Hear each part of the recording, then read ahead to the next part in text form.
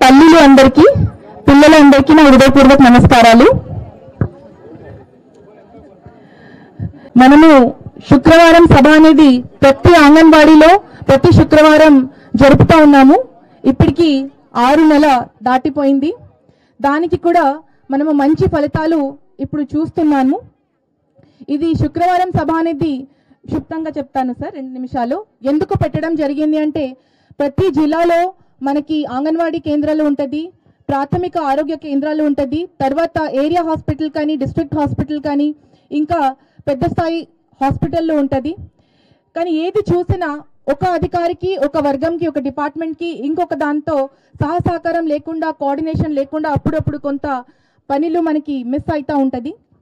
So కాబట్టి క్షేత్రస్థాయిలో గ్రామ స్థాయిలో పిహెచ్సికి కానీ అంగన్వాడీకి కింద స్థాయి నుంచి అధికారులందరికీ సమన్వయం ఉంటే బాగుంటుంది అనేది ఉద్దేశంతో ఇలాంటి సభలు ఏర్పాటు చేయడం జరిగింది.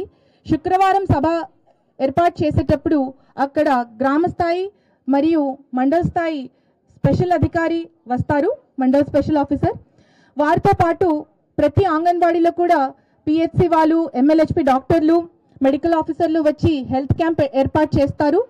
తల్లులకి మంచి ఆరోగ్యమైన ఆహారం గురించి కానీ ఇంకా పిల్లల కోసం ఇమ్యునైజేషన్ ఎట్లా చేయాలి, ఏఎన్సి చెకప్ ఏ నెలలో జరగాలి, మామూలు సాధారణ ప్రసవాలు ఏ విధంగా జరగాలి, తల్లిలు గర్భిణి ఉన్నప్పుడు ఏమేం చికిత్స చేసుకోవాలి, తర్వాత ఏం కేర్ తీసుకోవాలి, జాగ్రత్త తీసుకోవాలి అనేది దాని గురించి అవగాహన కల్పుతున్నారు.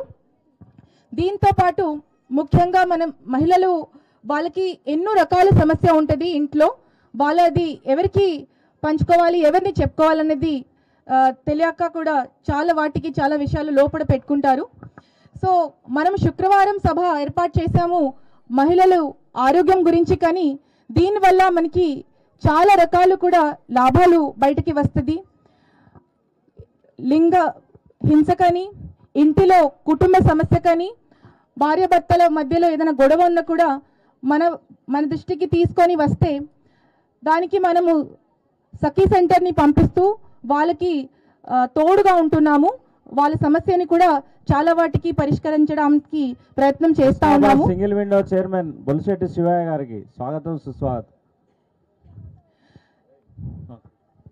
దీంతో పాటు ఇప్పుడు మహిళలకి ఎంత పెద్ద రోగాలు అయినా వాళ్ళు అసలు బయటకి చెప్పుకోరు. సో వాళ్ళు ఏమనుకుంటున్నారంటే మన వల్ల కుటుంబం ఇబ్బంది పడొద్దు అని ఆ ఉద్దేశంతో చాలా వాటికి చాలా విషయాలు వాళ్ళు లోపల దాచిపెట్టుకుంటారు. అతి అయిపోయిన తర్వాత పెద్ద రోగాలు అయిన తర్వాత ఇంటి అమ్మి పొలం అమ్మి చికిత్స చేరుకునే విధంగా పరిస్థితి వచ్చే వరకు వాళ్ళు ఊపిక పడతారు. దానివల్ల వాళ్ళతో పాటు వాళ్ళ కుటుంబం అంతా కూడా నష్టపడుతుంది అని ఆ ఉద్దేశంతో ఇప్పుడు ఆరోగ్యం గురించి కూడా ప్రత్యేకంగా గైనకాలజికల్ ఇష్యూస్ ఉండొచ్చు, cervical cancer, breast cancer, PCOD ఎన్నో రకాల సమస్యలు మహిళలకి ఉంటుంది. దాని గురించి ఒక వేదికని ఏర్పాటు చేసి వాళ్ళకి ఒక 6 నెలలో ఒక్కసారి అయినా ఫుల్ బాడీ చెకప్ చేయాలనేది ఉద్దేశంతో మనము ఆరోగ్య మహిళకి పోయే విధంగా శుక్రవారం సభ నుంచి మహిళలు తీసుకెళ్తున్నాము. సో దానివల్ల మన జిల్లాలో చాలా మంది మహిళలకి వాళ్ళకి తెలియకుండా బ్రెస్ట్ క్యాన్సర్, సర్వైకల్ క్యాన్సర్ ఉన్న సందర్భాలు మనకి ముందుకి వచ్చింది. అది తెలియని తర్వాత మనము వాళ్ళకి పెద్ద ఆసుపత్రుల్లో కూడా చికిత్స ఇప్పుడు చేరుకునే విధంగా చూస్తున్నాము. ఇది లేకపోతే వాళ్ళకి క్యాన్సర్ ఉంది కూడా అని తెలియక వాళ్ళు చాలా నష్టం పోయేవాళ్ళు.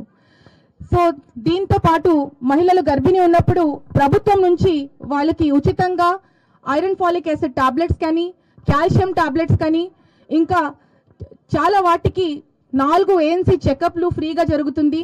దాంతోపాటు కడుపులో ఉన్న బిడ్డ ఆరోగ్యంగా ఉందా లేదా అని చూడడానికి టిఫా స్కాన్ అంటే ఉంటుంది, అది కూడా మనము ఉచితంగా చేస్తున్నామని ఆ విషయం ప్రజల దగ్గరికి వెళ్ళిన తర్వాత మహిళలు దానికి బాగా స్పందించి చాలా వాటికి ఇప్పుడు లాభాలు పొందుతున్నారు.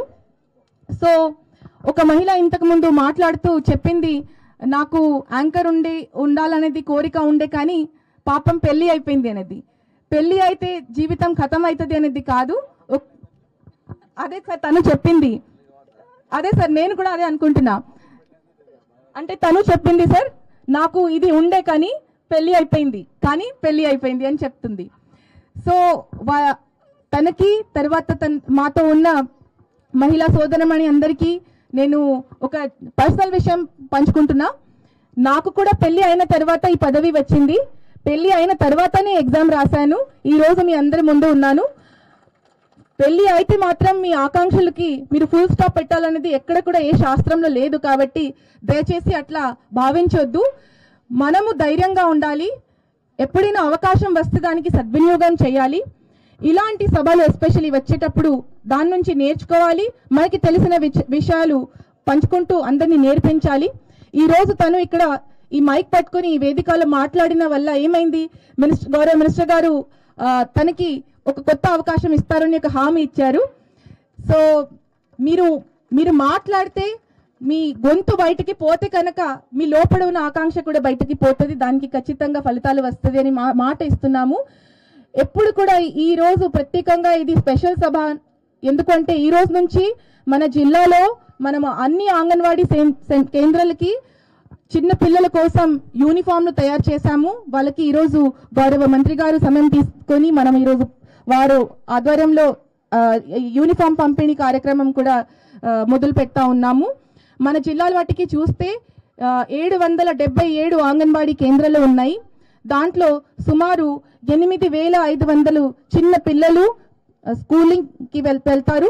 ప్రీ ప్రైమరీ స్కూలింగ్ అంటే కొత్త ప్రభుత్వం ఏర్పడిన తర్వాత అంగన్వాడీ కేంద్రం అంటే ఇంతకుముందు ఒక గుడ్డు పాలు మాత్రమే అని తల్లులకి తెలిసి ఉంటే, కానీ ఇప్పుడు ప్రస్తుతం మనము ఎన్నో రకాలు అంగన్వాడీ టీచర్స్